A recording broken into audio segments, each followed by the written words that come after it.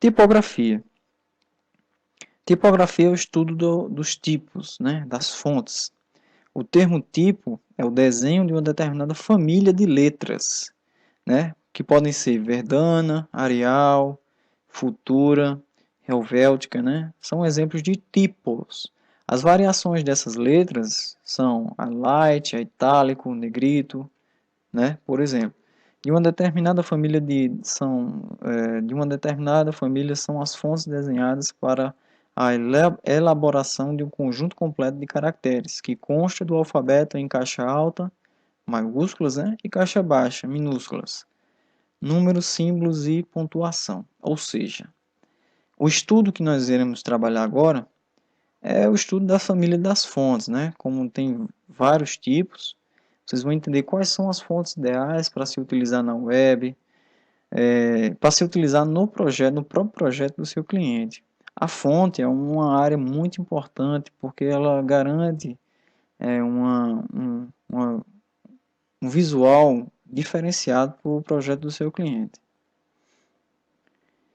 Então, para começar a trabalhar com os tipos, não as fontes, vamos entender aqui basicamente como se formam os tipos de fonte, né? Temos aqui a anatomia do tipo, né? Onde essa anatomia é construída basicamente pela ascendente, a linha central, linha de base e descendente. Para você criar uma fonte, você tem que ter esses três itens, esses quatro itens aqui, para formar um tipo de uma fonte, né? Logo abaixo aqui a gente tem as partes da fonte que vão garantir o entendimento, né, dos tipos. Por exemplo, aqui a gente sabe que tem uma haste, representada por essa área aqui, ó, amarelo. A barriga, representada por essa área aqui, ó, em amarelo. Eu tenho uma barra, que é essa área aqui, ó, da letra E. Eu tenho uma espinha, que é essa curva, né, que existe aqui no S. E eu tenho um item aqui extremamente importante que eu gostaria que vocês memorizassem agora, que é a serifa. A serifazinha aqui, ó, que parece um número 1 aqui, né? A pontinha de um número 1. Então, memorizem essa serifa, porque nós vamos trabalhar com ela bastante, certo? Temos a incisão aqui de lado, ó, que é esse formato. O ombro, a orelha, o link e o loop, como está aqui. Então, o mais importante desses aqui, para que nós podemos definir os tipos de fonte, são esse aqui, ó. A serifa. Lembra desse carinho, desse formato aqui, e ele vai te ajudar a identificar o que é uma fonte serifada e o que não é uma fonte serifada. Vamos classificar aqui as fontes, né? Eu tenho as fontes sem serifa, também chamadas de sans serif. Lembra desse nome aqui, sem serifa, sans serif.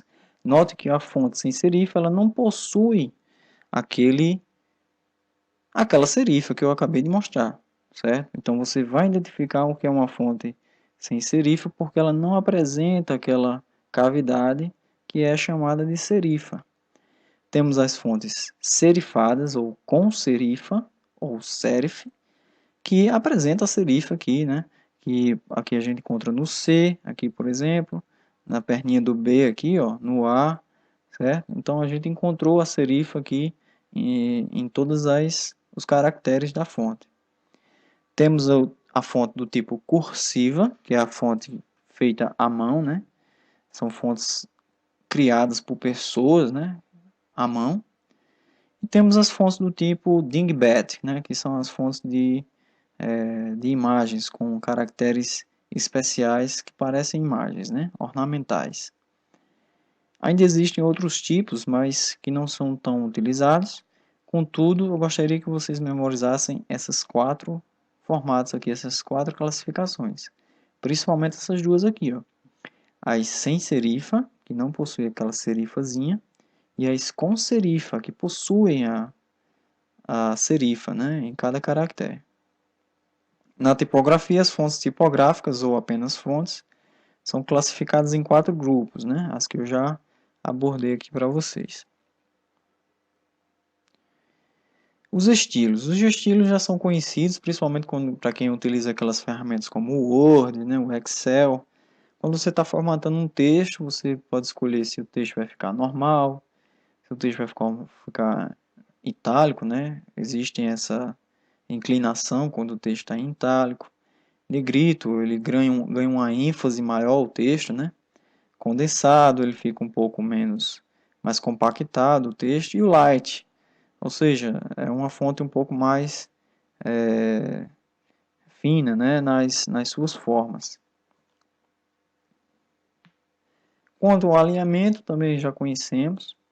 Temos o alinhamento à esquerda, alinhamento à direita, o alinhamento centralizado e o justificado, que garante o texto, né, alinhado às bordas daquele documento que você está trabalhando. Ok? Aqui tem um texto explicativo sobre cada área dessa, né, cada forma de alinhamento dessa que você poderá ler e entender de forma bastante intuitiva.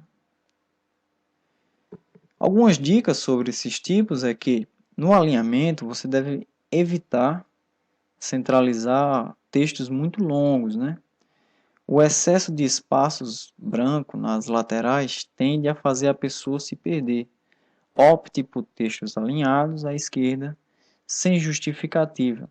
Caso as palavras fiquem com espaçamento grande demais entre elas. Então, o alinhamento centralizado ele deve ser evitado, principalmente na web, certo? Para garantir essa questão da visibilidade do texto. Quanto ao contraste, nunca utilize tipo claro em fundo claro, ou tipo escuro em fundo escuro. Opte sempre por contraste, afinal de contas, texto é para ser lido. Para impressos, o melhor é sempre letra preta no papel branco. Já para os computadores, há muita divergência de opiniões. Para muitos, letra branca em fundo preto é menor, pois na tela o branco é muita luz emitida, enquanto o preto é ausente, o que supostamente deveria facilitar a leitura além de não consumir tanta energia elétrica. Mas isto ainda é disputado. De qualquer maneira, contraste sempre. Um exemplo clássico aqui, pode notar que você está conseguindo ler esse slide aqui agora, por quê? O fundo aqui dessa imagem é uma imagem de um céu e o texto é branco. Como o texto é muito branco e aqui eu tenho nuvens, por exemplo, haveria um contraste entre o texto grande e essa nuvem aqui de trás. Então o que é que eu fiz? Eu criei um escurecimento, uma linha de uma layer, né, uma camada de escurecimento aqui, para que não houvesse, para que garantisse o contraste, né, entre o branco e a parte mais escura do fundo. Então tenham cuidado com essa questão também na web. Outras dicas, né? Use apenas uma categoria de fonte. Se você fizer um texto todo em uma fonte serifada, utilize apenas fontes serifadas no resto do texto, né? Não mude no meio do caminho, pois isso pode trazer uma confusão visual ao leitor. Claro que se você quiser usar uma fonte como título de um texto e prosseguir com uma fonte diferente, manda bala, né? Como ele está falando aí. O que ele quer dizer com isso daqui? Na web, você deve priorizar um tipo só de fonte. Não fica misturando um monte de fonte lá, no máximo duas fontes, principalmente quando você quiser dar uma ênfase lá no título daquele tópico que você está querendo apresentar. Se for mudar de fonte, deixe óbvio a mudança, né? Dá para criar um texto com o título em Geórgia e o corpo do texto em Helvética, né? Foi isso que eu acabei de falar. Você pode utilizar fonte serifada e não serifada para, por exemplo, dar uma ênfase maior no título. Bom, aqui segue a imagem das fontes que vocês devem priorizar no desenvolvimento do trabalho de vocês, certo? Essas são as principais fontes utilizadas na web. Existem outras tão bonitas quanto essas, só que, por enquanto, nós iremos trabalhar com essas aqui. Por exemplo, o Arial. O Arial é uma fonte bastante utilizada. Georgia é uma fonte serifada, né? Ó, tem a serifazinha aqui, ó, fonte também bastante utilizada. Tahoma é uma fonte não serifada. Times New Roman, fonte serifada, bastante utilizada também. Trebuchet, uma fonte não serifada. E o Verdana também não serifada. Temos esse outro modelo aqui que é muito utilizado, inclusive pela Apple, né, em seu site, que é a Helvética, né?